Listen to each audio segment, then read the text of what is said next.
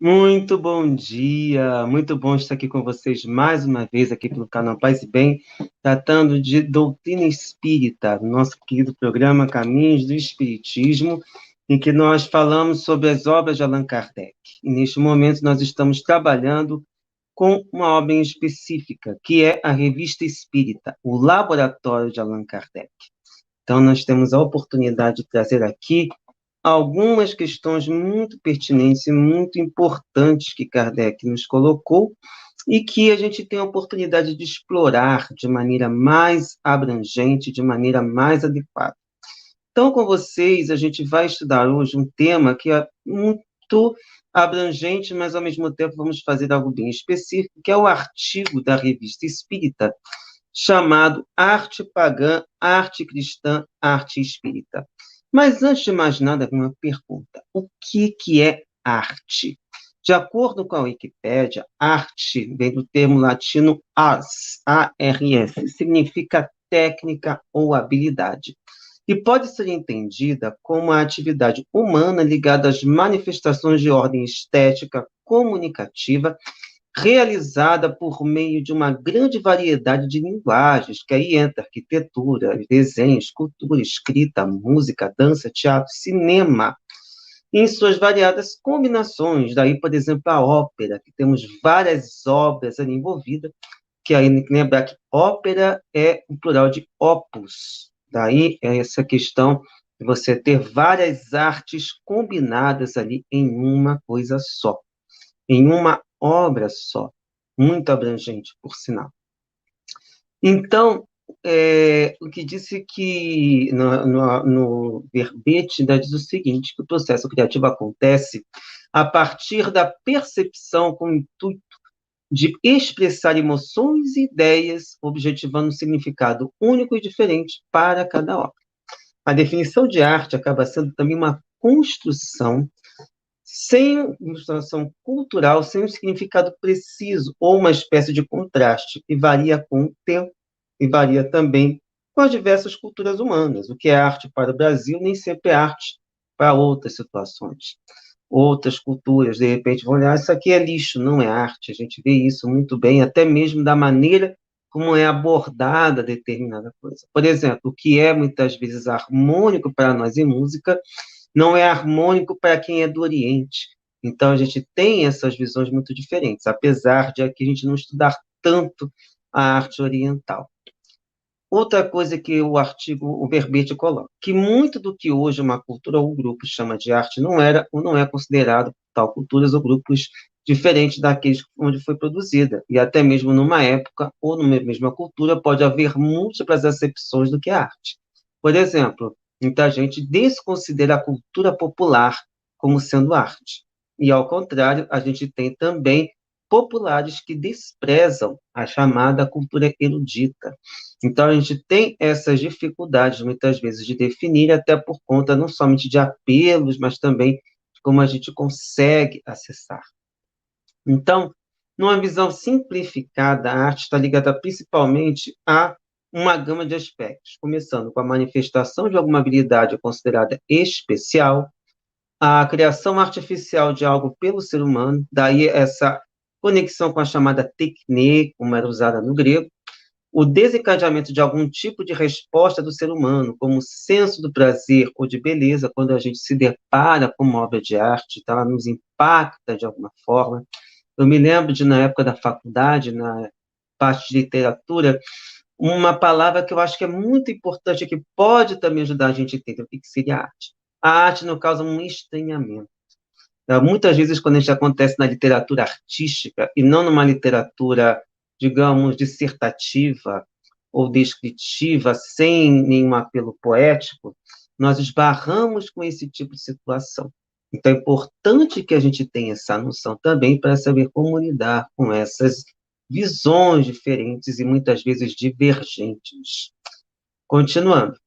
A apresentação de algum tipo de ordem, padrão ou harmonia, a transmissão de um senso de novidade ou algo que é inédito, algo que é novidade total, A expressão da realidade no interior do criador, ou seja, eu estou querendo expressar algo que não estava disponível, ninguém sabia, mas algo que é meu.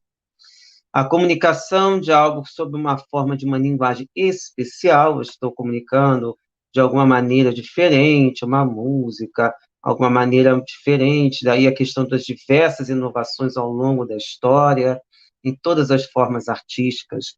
Também a noção de valor e importância, isso aqui tem mais valor porque tem isso e aquilo, outros não tem tanto valor. Daí, por exemplo, essas discussões das chamadas escolas de época, que acabam também envolvendo a maneira como lidamos com todas elas.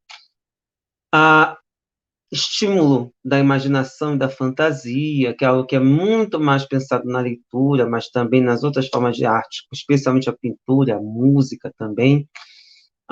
O estímulo também, ou indução à comunicação da experiência pico, ou seja, uma experiência que é fundamental ali, por causa de um estranhamento muito forte, e também coisas que possuem reconhecidamente um sentido, coisas que dêem uma resposta a um dado problema. Então, nós temos uma gama grande de situações da característica de arte.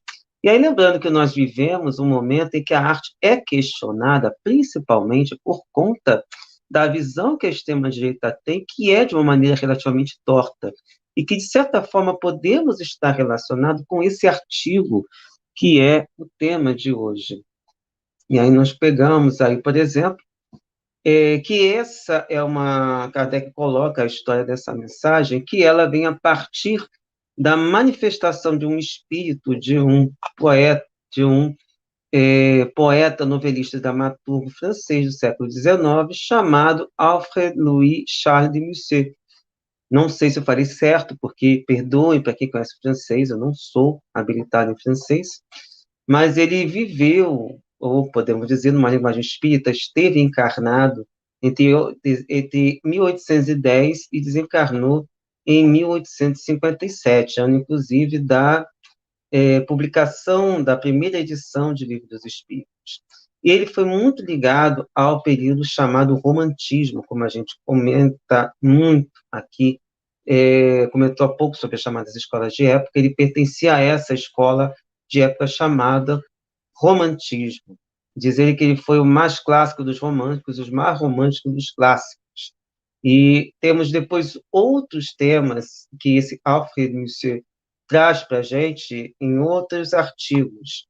E justamente aproveitando a manifestação desse espírito, o Kardec pergunta, ou pelo menos alguém pergunta a ele, a pintura, a escultura, a arquitetura, a poesia inspiram-se sucessivamente nas ideias pagãs e nas ideias cristãs.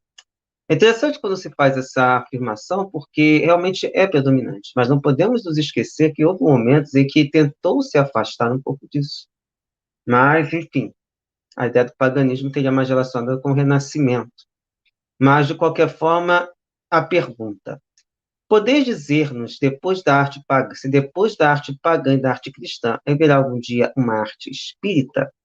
E é interessante porque a gente tem uma gama tremenda de romances sendo publicados hoje, doutrinários ou não, passíveis de questionamento, se tem base doutrinária ou não, mas temos diversos romances psicografados, a gente pegou para ilustrar também a capa uma psicopictografia, ou seja, uma pintura mediúnica, se é que a gente pode dizer assim, em que um médium transmite,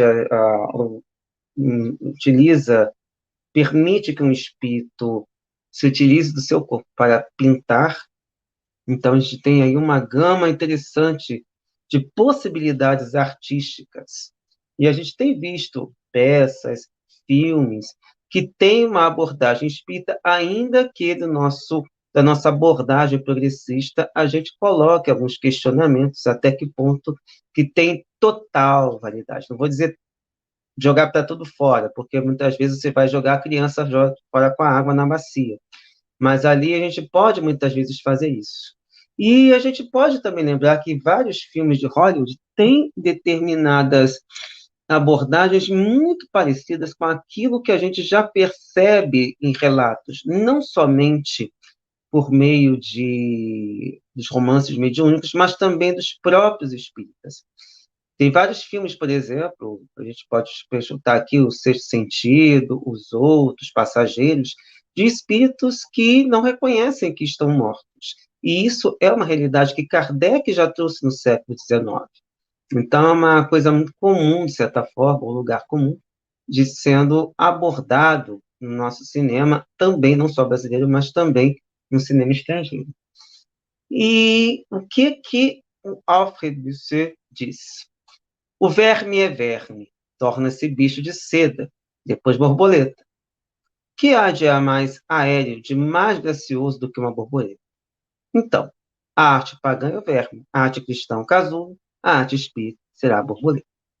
Podemos fazer um questionamentos totais aí, porque afinal nós estamos falando de três doutrinas respeitadas e que merecem também o devido respeito dentro das bases de cada um. Mas, como ele falava a um grupo espírita, e tenta, claro, puxar a sardinha para esse lado. E aí, o que ele diz também? À primeira vista, poder-se-ia supor que o espírito tivesse a intenção de rebaixar a arte cristã, colocando a arte espírita no coroamento do edifício. Mas não há nada disso. E basta meditar nesta imagem poética para lhe captar a precisão. Ou seja, ele tenta dizer que não é bem isso. Ou seja, dizer que a arte espírita é o bambambam, o fundamental, o final, o objetivo final de todas as outras artes. O que ele tenta puxar a partir daí? Ele continua. Com efeito, o espiritismo se apoia essencialmente no cristianismo. Não vem substituí-lo, completa-o e veste-o com uma roupagem brilhante. Então, o que ele diz é que ali há uma relação íntima entre o espiritismo e o cristianismo, mostrando que, apesar de tudo, são doutrinas com bases diferentes. Mas ele continua. Nas fraldas do cristianismo encontram-se os germes do espiritismo.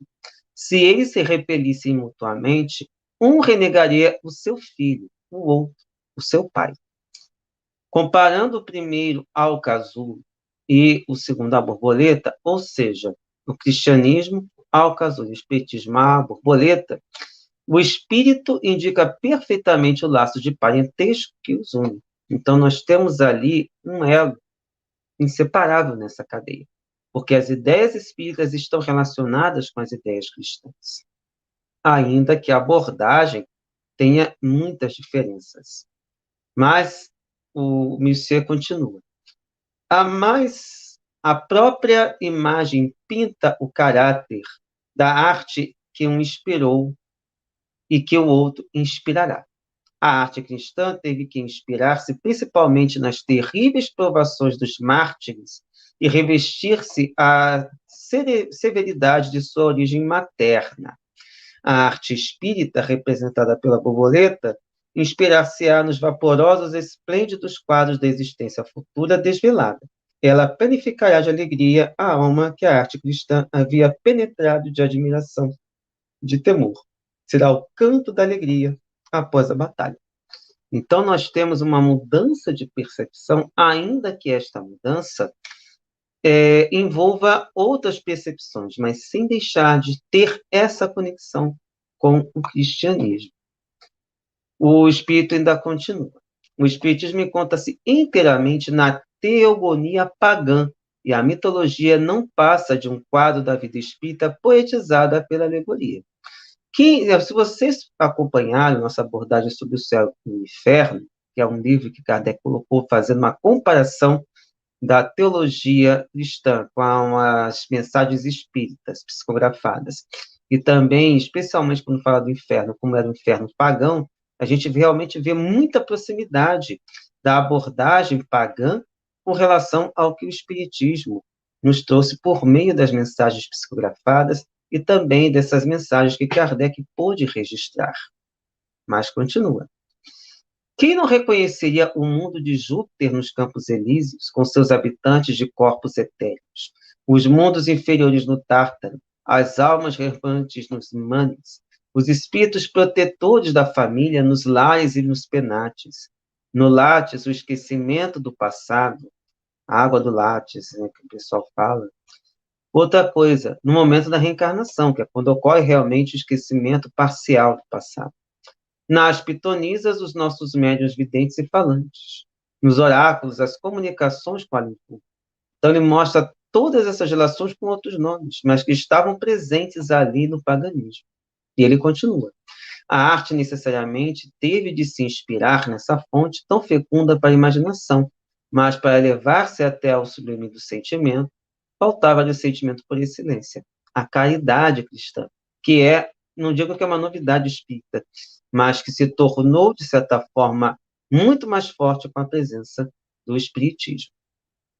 E ele ainda ressalta: os homens só conheciam a vida material. A arte procurou, antes de mais nada, a perfeição da forma. A beleza corporal é, então, a primeira de todas as qualidades. A arte apegou-se a reproduzi-la, a idealizá-la. É uma coisa que a gente pega especialmente no Renascimento. Mas ele ressalta que só o cristianismo estava destinado a ressaltar a beleza da alma sobre a beleza da forma. Assim, a arte cristã, tomando a forma na arte pagã, adicionou-lhe um sentimento novo, que é desconhecido desses irmãos da antiguidade. Porém, a arte cristã, segundo Alfred Musset, teve que se ressentir da austeridade de sua origem e se inspirar no sofrimento dos primeiros adeptos. As perseguições impeliram o homem ao isolamento e à reclusão, e a ideia do inferno à vida ascética. Então, isso mostra o quanto isso refletiu em toda a arte dita cristã. E ele ainda ressalta: eis porque a pintura e a escultura são inspiradas, em 3/4 dos casos, pelos quadros das torturas físicas e morais. Daí a gente pode pegar, por exemplo, a Divina Comédia, de Dante, que é muito marcante até os dias de hoje. Continuando. A arquitetura se reveste de um caráter grandioso e sublime, mas sombrio. A música é grave e monótona, como uma sentença de morte. A eloquência é mais dogmática do que tocante.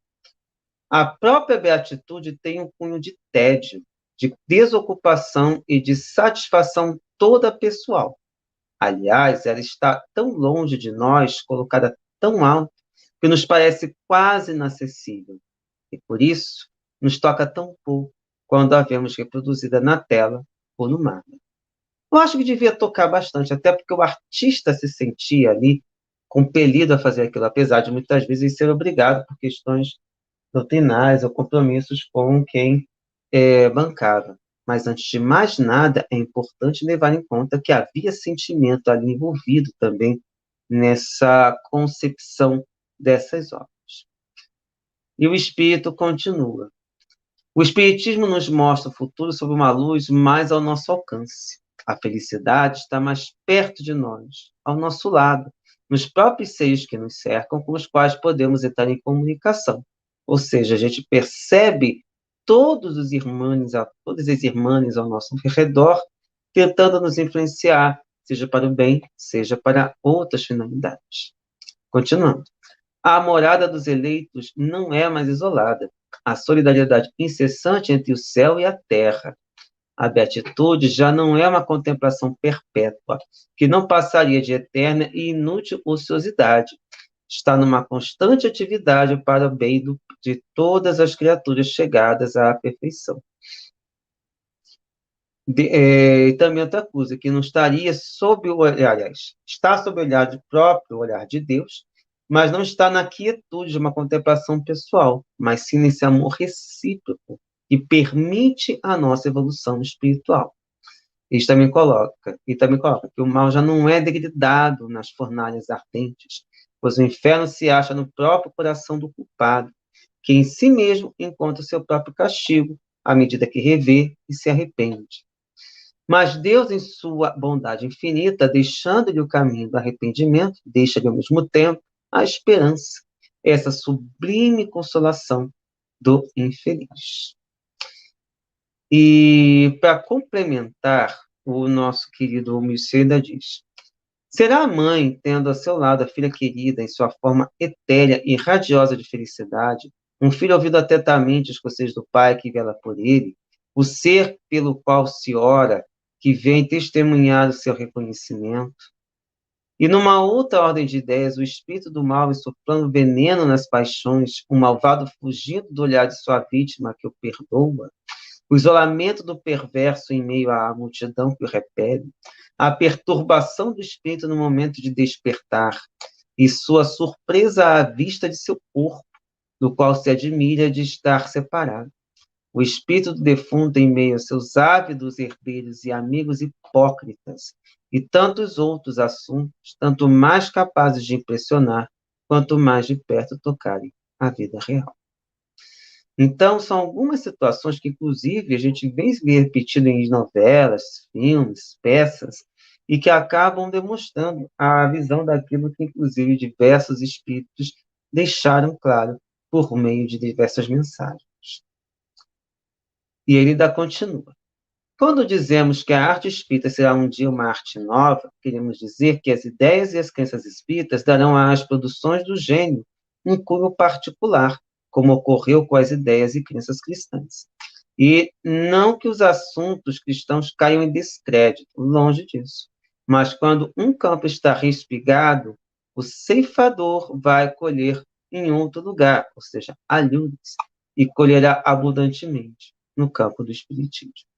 Ainda que muitas dessas obras estejam muito envolvidas com questões comerciais, distantes da doutrina, distantes desse centro da caridade, essas obras têm um cunho artístico e têm também alguma base, ainda que um cheirinho de espiritismo.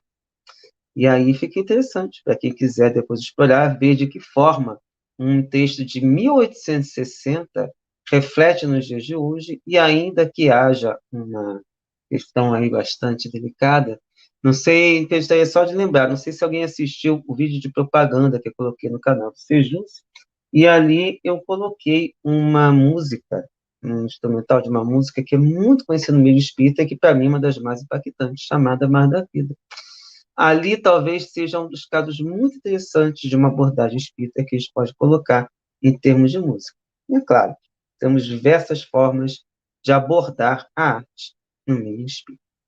Então, vamos encerrando, lembrando que nós somos o canal Paz e Bem, um canal de espiritualidade plural.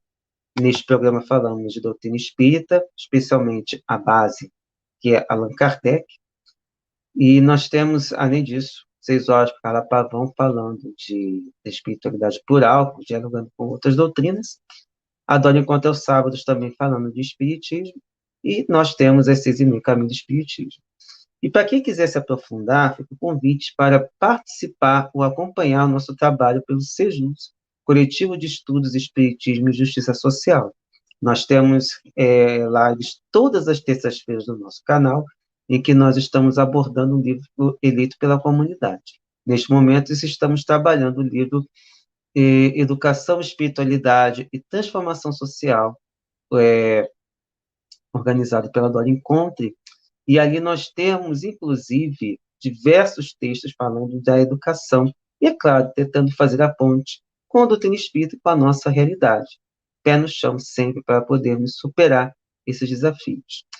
E para fechar e deixar mais claro, deixamos também aqui a lembrança. Vocês têm aqui a programação do canal Paz e Bem, os diversos programas, as diversas atrações, e um pedido que sempre deixamos de quem puder colaborar financeiramente para a sustentabilidade do nosso canal e a gente poder não somente mantê-lo, mas também ampliá-lo.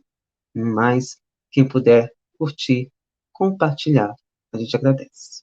Mas agradecemos a presença de todo mundo, deixando um forte abraço, um beijo enorme no coração de cada um de vocês. Opa, quase foi. Mas a gente vai embora agora e até breve, gente. Então vamos encerrar aqui, que aqui eu fico fazendo uma montagem no estúdio, eu fico doidinho aqui, mas beijos, até a próxima. Tchau, tchau.